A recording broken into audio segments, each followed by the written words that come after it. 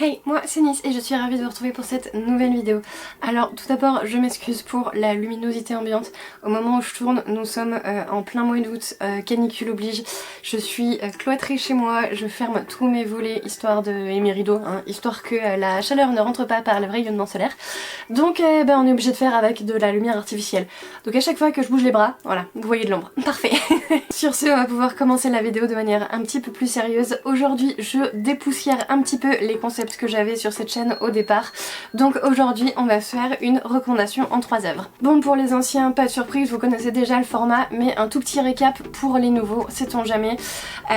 Recommandation en 3 œuvres, c'est le format qui m'a donné envie de créer ma chaîne, puisque j'avais envie de vous parler de certaines œuvres à travers certaines thématiques. Donc à chaque vidéo on a une thématique différente. Je peux vous mettre en barre d'infos la playlist que j'ai créée avec toutes les vidéos que j'ai déjà faites sur ce principe-là, sur ce concept-là. Aujourd'hui, le principe va être, enfin la thématique va être l'auto-édition en BD.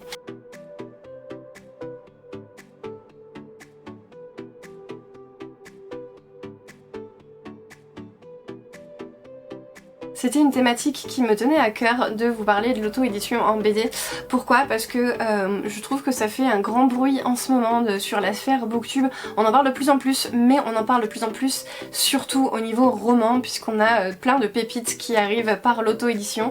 Et j'avais envie de mettre en lumière justement le pendant côté graphique également. Alors pour le moment, je vous présente que des œuvres que j'ai lues, que j'ai adorées, voilà, enfin j'en ai lu pas mal d'autres aussi, mais ici, recommandation 3 œuvres, j'étais obligée de me limiter à 3, mais c'est vraiment le top du top quoi. Pour ceux qui ne sont pas familiers avec le monde du livre et qui se demandent un peu ce que c'est que l'auto-édition, on va commencer par une petite définition rapide, en tout cas de comment moi je l'interprète et comment je le considère, on va dire, ce que j'en ai compris en tout cas.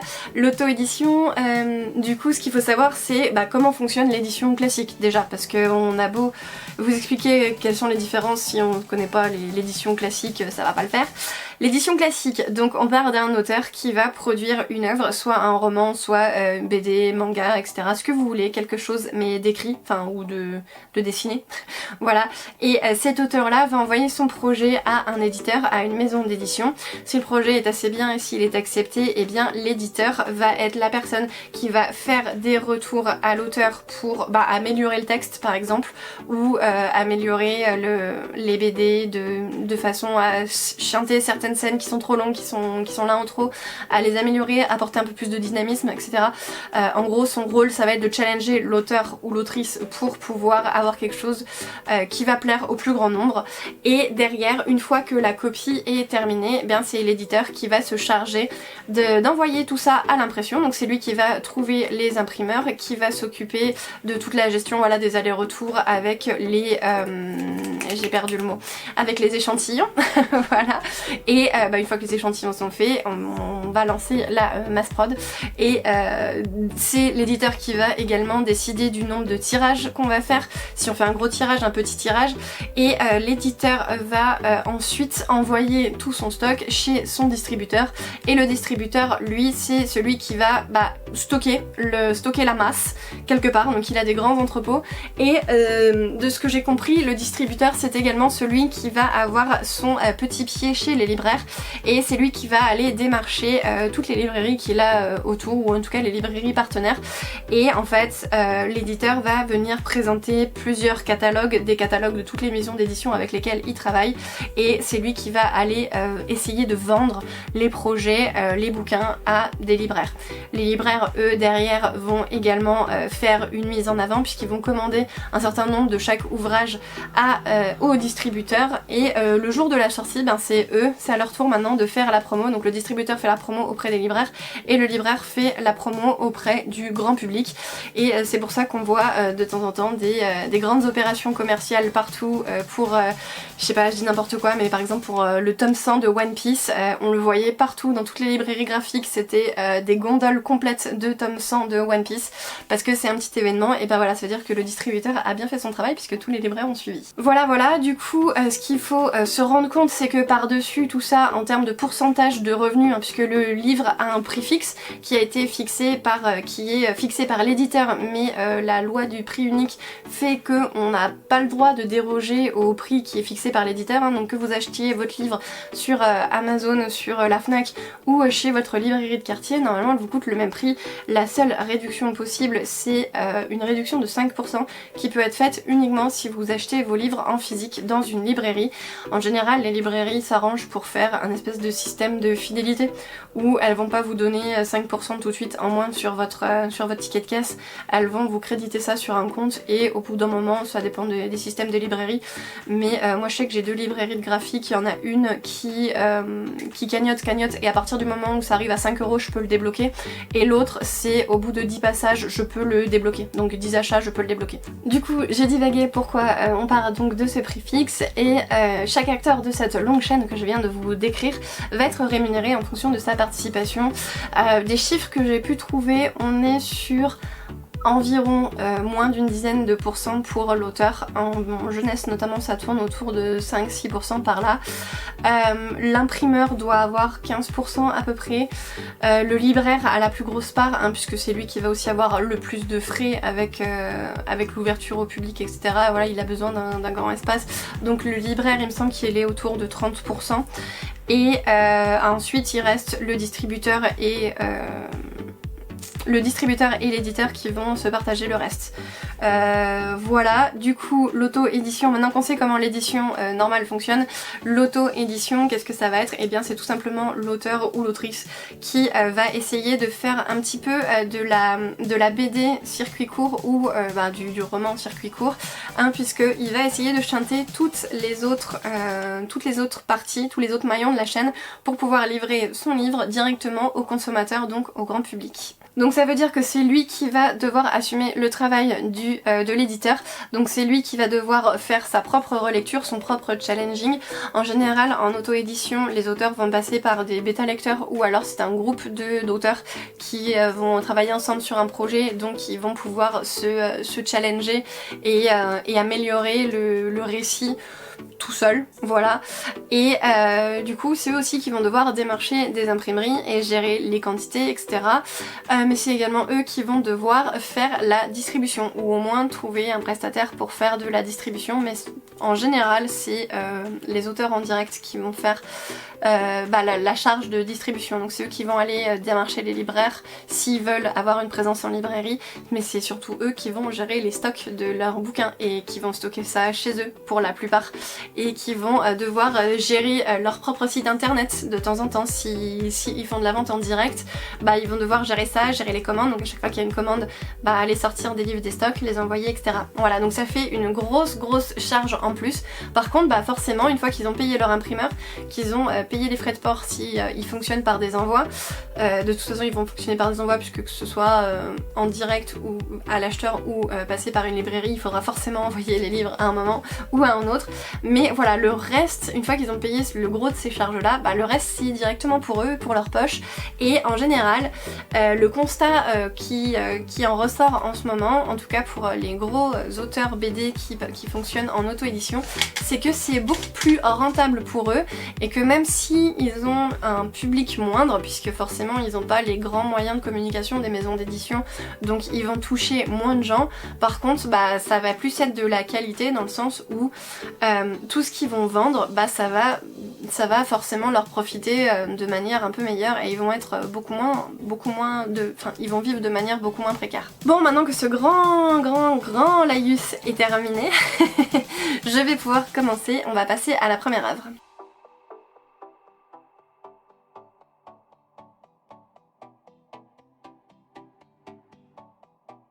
Bon, première œuvre, je triche déjà, puisqu'il y a un éditeur derrière. Par contre, c'est un tout petit éditeur, Ils ont actuellement 3 livres de parus, donc c'est pour ça que je me suis permis de mettre cet ouvrage dans cette vidéo. Il va s'agir de Moundir de Johan Kawège.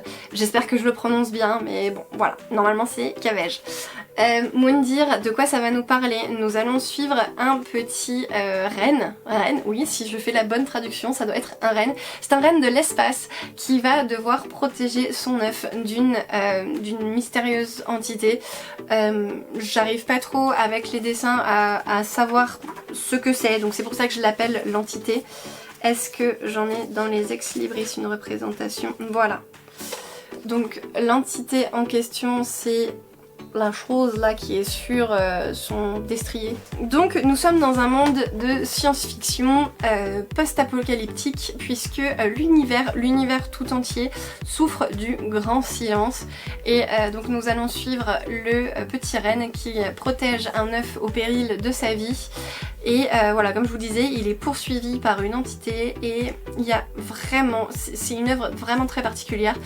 Vu qu'on est touché par le grand silence, il y a très peu de bulles de parole. Toutes les émotions vont passer directement par les dessins, par les expressions du visage et même si on a un animal en tant que personnage principal, il va pouvoir nous faire vivre toute une palette d'émotions. Hop, ouais, comme je vous disais, la fameuse créature qui poursuit le renne. Voilà, on la voit un peu mieux là. Au niveau des dessins, j'ai adoré cette patte graphique. On est sur des dessins assez ronds, assez... Enfin moi j'adore... Forcément j'ai tous les ex-libris qui sont tombés. Moi j'adore ce genre de dessin, ouais, très rond, très doux, tout mignon. Et bah, voilà, comme je vous disais, zéro bulle. Voilà, on retrouve quelques bulles à la fin pour les explications. Mais sinon, non, tout vraiment passe par les dessins. Et franchement, j'ai adoré cette BD. Il y a une grosse surprise. Voilà, puisqu'au bout d'un moment, on nous explique un petit peu tout le contexte et on va suivre notre reine, mais forcément il y a un but à atteindre et on va suivre toutes ses péripéties, puisqu'on n'a pas qu'une, et on vibre vraiment pour lui, on a envie de le protéger, on est totalement derrière lui et franchement c'est une BD qui m'a retournée, qui m'a fait beaucoup réfléchir. C'est une BD qui est sortie l'année dernière, je crois qu'elle est sortie au mois de mars 2022, donc elle est pas forcément toute jeune, mais les autres BD dont je vais vous parler non plus, donc voilà, ça ne change pas grand chose. C'est vraiment une pépite. Si vous avez une seule œuvre à retenir de celle dont je vais vous parler aujourd'hui, clairement c'est celle-ci, c'est Moundir. Elle m'a vraiment retournée. Je peux pas vous en dire plus parce que forcément c'est un one shot, donc puis comme je vous dis ça se lit super vite vu qu'il n'y a pas de bulles, ça se lit, vraiment ça se dévore en moins d'une heure, c'est plié et sauf si vous voulez contempler bien sûr les dessins. et ouais franchement une grosse réflexion, grosse psychologie derrière, remise en question de tout, ouais.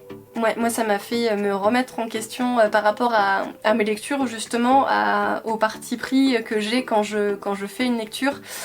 Et depuis, je sais que je suis beaucoup plus alerte dans mes lectures, on va dire. Voilà, je cherche un peu plus que ce qu'on me livre. Voilà, et pourquoi je vous parle de cette BD alors que y a un éditeur derrière? Tout simplement parce qu'on a trouvé cette BD soit sur Ulule, soit sur Kickstarter.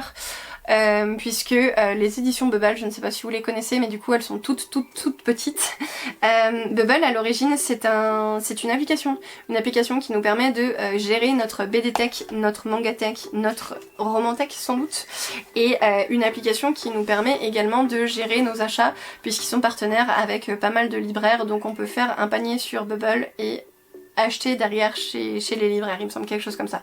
Moi c'est pas une application que j'utilise, mais par contre c'est vrai que c'est une application qui commence à être assez connue dans le monde de la gestion numérique de nos livres. Et donc en parallèle de cette activité d'application de gestion, ils ont lancé une petite maison d'édition afin d'aider les auteurs qui sont assez petits et qui n'ont pas envie de se prendre la tête avec tout ce côté édition.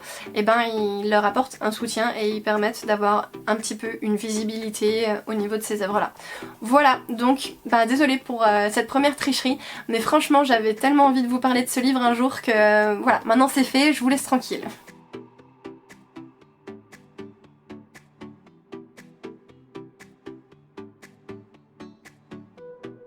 Allez, on va passer à la deuxième œuvre de cette vidéo. Celle-ci, c'est vraiment de l'auto-édition pure et dure, puisque l'autrice gère également elle-même les stocks.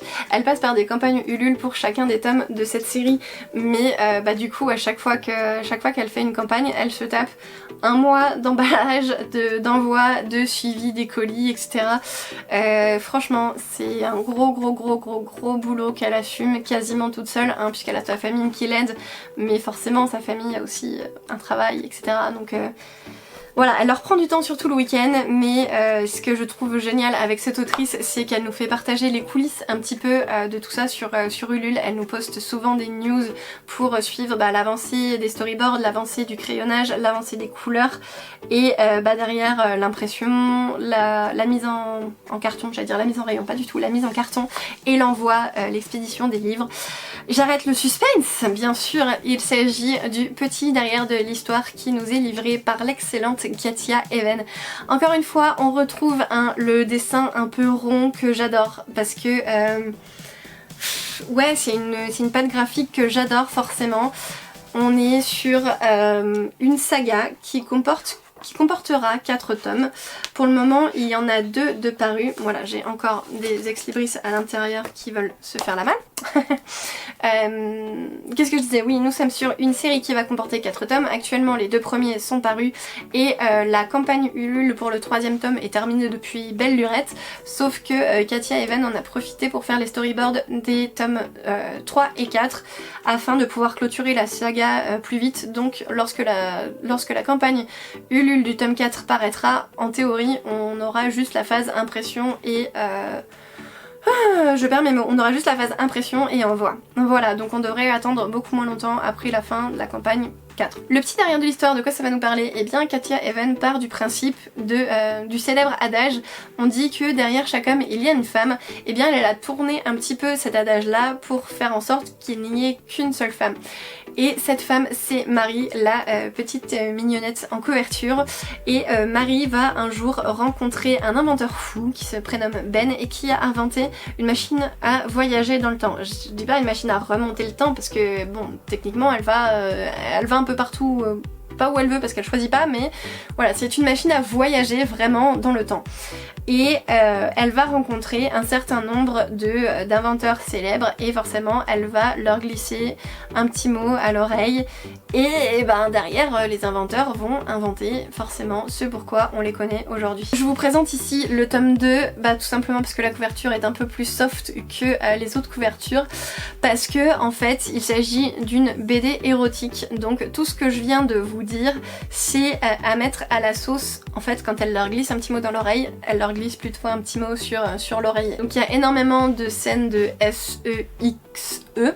Voilà, puisque en fait c'est tout simplement le principe de la BD et c'est la raison pour laquelle Katia Even est passée en auto-édition, puisque elle voulait être complètement libre de son histoire, elle voulait être libre de montrer les choses qu'elle voulait et en fait elle voulait pas avoir d'éditeur derrière pour la brider là-dessus.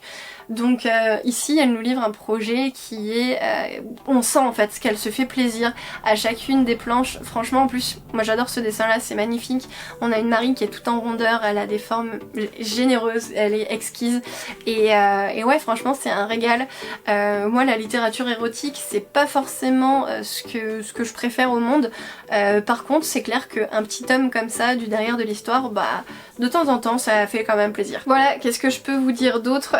Si à la fin de ces BD là, alors je ne sais pas si c'est uniquement sur les éditions qui viennent d'Ulule parce qu'il me semble qu'elles sont légèrement augmentées, ou si c'est pour tous les grands tirages par après, mais en tout cas on a un carnet un peu descriptif à la fin où Marie va se changer en professeur des écoles. Voilà, si je vous trouve... En plus ça tombe bien, là c'est pas trop osé donc je peux montrer ces planches là. Donc Marie se transforme en professeur des écoles et elle nous explique un petit peu les gens qu'elle a rencontrés dans l'album, qui ils sont, pourquoi ils sont célèbres et quels sont les principes de leurs inventions. Voilà, donc ça nous permet de nous culturer en même temps, de nous cultiver, je sais, oh là là mais j'aime tellement dire culturer.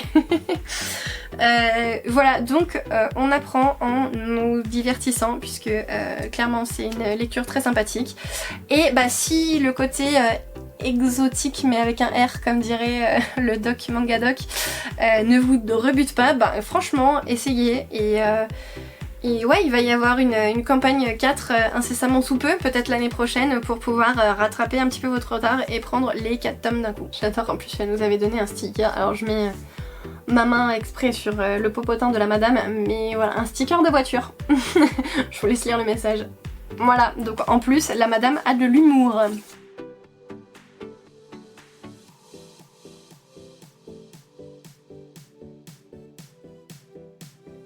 Et oui, je sais, ça passe trop vite, mais on en est déjà à la dernière œuvre de cette vidéo. Normalement, vous ne pouvez pas être passé à côté de cet auteur puisqu'il est extrêmement connu en France. Et en plus, si vous êtes des fidèles de mes vidéos, je vous en ai déjà parlé. Il s'agit de Maliki avec sa série Blog. Alors Maliki, ce qu'il faut savoir, c'est que maintenant, toutes ses œuvres passent en auto-édition, hein, que ce soit les blogs mais aussi ses autres projets annexes. Donc moi j'ai choisi de vous parler de celle-ci puisque il fallait bien que je fasse un choix, hein, et qu'on est en BD.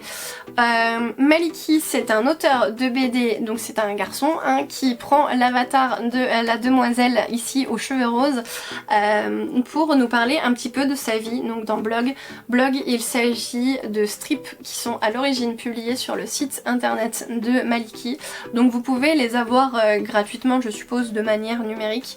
Et en fait ils ont décidé, je dis ils ont puisque forcément on est sur vraiment la vie quotidienne donc de Souillon, l'auteur, qui vit avec tout un pataquès de gens et d'animaux. Et tout ce collectif là se retrouve impliqué dans la production de ses œuvres, hein, puisque sa femme Becky est à la fois un personnage là-dedans mais elle est aussi, je crois que c'est l'agent de Souillon, et en tout cas elle fait un travail formidable aussi derrière. Elle a un gros travail pour épauler Souillon et faire en sorte que ses livres soient entre nos mains actuellement. Voilà, et du coup il y a vraiment, c'est du tranche de vie, comme je vous disais c'est des strips donc c'est assez court, hein. Voilà, par exemple là on a le début, hop, 2 pages, hop là, et puis ça se termine ici. Voilà, donc voilà, ça se lit assez vite, ça se fragmente bien. Si vous voulez lire 1, 2, 3 strips, vous pouvez, vous mettez votre marque-page, quand vous avez fini, vous pouvez très clairement passer à autre chose. Il n'y a pas forcément de suite puisque ce sont des événements de vie, hein. Alors forcément c'est mieux de les lire dans l'ordre, comme ça quand il y a un nouvel animal par exemple qui arrive, vous savez quand est-ce qu'il est arrivé, vous le connaissez, et puis ça passe pas... Comment dire, ouais, c'est comme si vous suiviez leur vie en feuilleton en fait. Voilà, donc c'est mieux de les faire dans l'ordre, même si l'ordre importe peu au final. Je sais pas si je suis très claire. Bref, actuellement il y a 3 blogs de sortie. Il y a déjà eu une campagne Ulule pour le 4ème, donc on devrait les recevoir je pense à Noël. Quoi d'autre? Eh bien Maliki justement, c'est comme je vous disais au départ de cette vidéo, Maliki c'est vraiment un pionnier de l'auto-édition, et je vous mettrai en barre d'infos un lien vers un de ces strips qui explique justement le rouage du monde du livre, et il le fait vachement mieux que moi, et la raison pour laquelle il passe en auto-édition, c'est dans le but de produire moins mais de produire mieux, et surtout de mieux être rémunéré pour son travail, de ne pas être pressé par les éditeurs afin de sortir toujours plus de livres, et voilà, de faire de la qualité, quality over quantity. Je vous disais que Becky elle travaillait beaucoup, mais oui forcément, si ici c'est son avatar, et on peut voir que ça, je pense que c'est un strip ou une illustration qui a été faite suite à la campagne Ulule, où on a Maliki, donc Souillon, qui dédicace les bouquins, et Becky qui va devoir emballer le tas de dédicaces. Voilà, donc c'est une super répartition des charges dans le travail. Qu'est-ce que je peux vous dire de plus? Si niveau émotion, moi c'est quelque chose qui me parle également. On est sur du slow life, et en plus ce que j'adore, moi j'adore les animaux, et ils ont une espèce d'arche de Noé chez eux, c'est hallucinant. Ils ont même des lamas. Si vous voulez voir des lamas en BD, n'hésitez pas, hein, prenez les blogs. c'est hallucinant. Et bah forcément, vu qu'on est avec eux, qu'on partage leur vie, et au bout d'un moment on partage voilà, des moments de vie, donc on s'attache forcément à tous les personnages là.